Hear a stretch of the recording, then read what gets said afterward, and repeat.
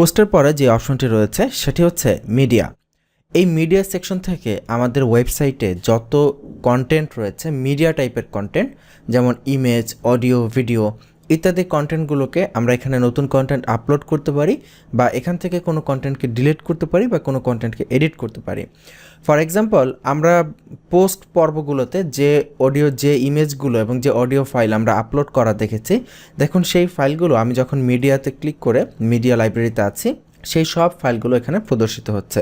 খেয়াল করলে দেখবেন এই ছবিগুলোই আমরা আপলোড করেছিলাম এবং এই অডিও ফাইলটি আমরা আপলোড করেছিলাম। এখান থেকে আমরা অলরেডি আপলোড করা কোনো ফাইলকে এডিট করতে পারি। যেমন এখানে যদি আমরা কোনোটার উপরে ক্লিক করি, তাহলে সেটার বিভিন্ন অপশন আমরা এখান থেকে এডিট করতে পারবো। সেটার ক্যাপশন এডিট করা যাবে, অল্টার টেক্সট, ডিসক্রিপশন ইত্যাদি এখান থেকে এডিট করা যাবে।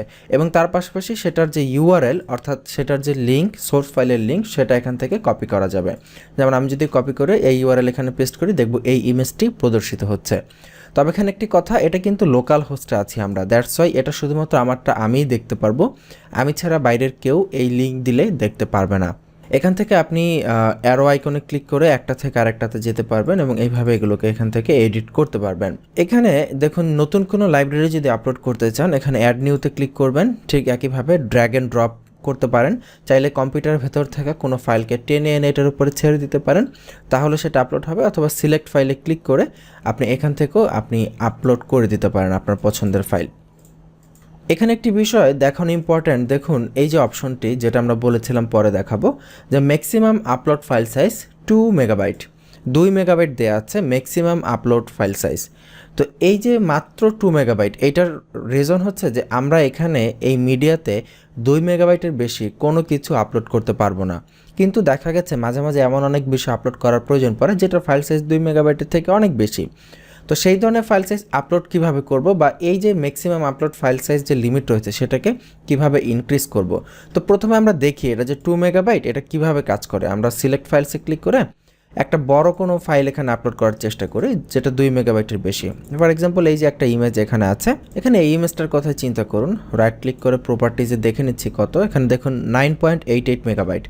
ওকে, আমি যদি এইটাকে আপলোড করার চেষ্টা করি, আপনি দেখবেন এখানে লেখা উঠতেছে যে না, এটা আপলোড করা যাবে না, কারণ এটা exceeds the maximum upload file size. আমাদের যে ম্যাক্সিমাম ফাইল সাইজ 2 MB দেওয়া আছে সেটা একটা এক্সিড করেছে। তো এবার আমরা দেখব কিভাবে এটাকে ইনক্রিজ করতে হয়।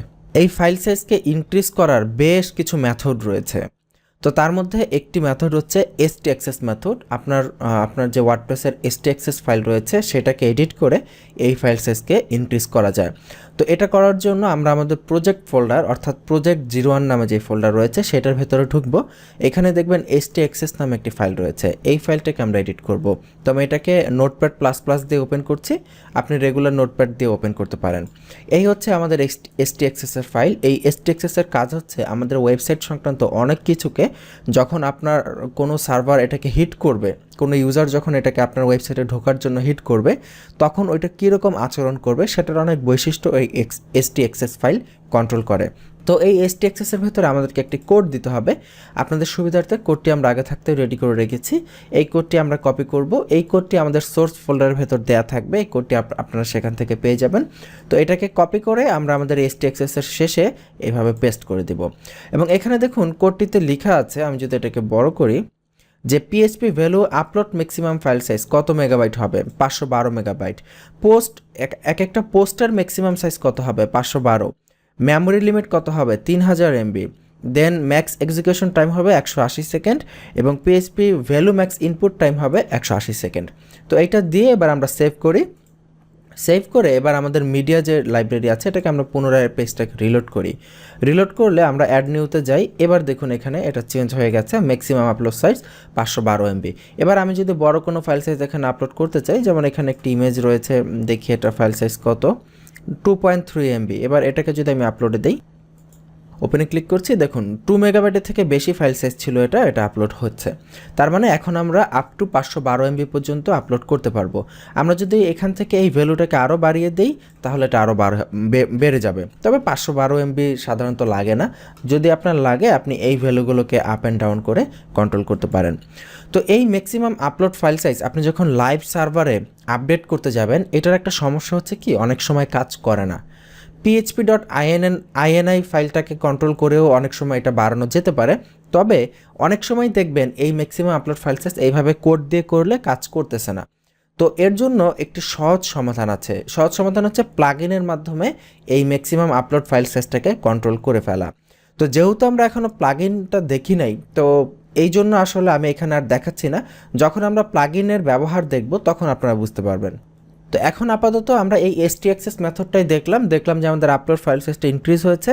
যখন আমরা প্লাগইনের ব্যবহার দেখব, এই যে এখানে প্লাগইন অপশন রয়েছে, তখন আমরা এটা ইনশাআল্লাহ আপনাদেরকে দেখিয়ে দেবো যে প্লাগইন দিয়ে কিভাবে এটাকে ইনক্রিজ করে নেওয়া যায়, এবং এটা খুবই সহজ এবং প্লাগইন দিয়ে করলে একদম পারফেক্টলি কাজ করে। তো এই পর্ব এই পর্যন্তই। এখানে আমরা মিডিয়ার ব্যবহারগুলো দেখলাম। তো আগামী পর্বে এখানে দেখুন নেক্সট অপশন রয়েছে পেজেস, আমরা সেগুলো দেখার চেষ্টা করবো ইনশাআল্লাহ। ভালো থাকবেন, আল্লাহ হাফিজ।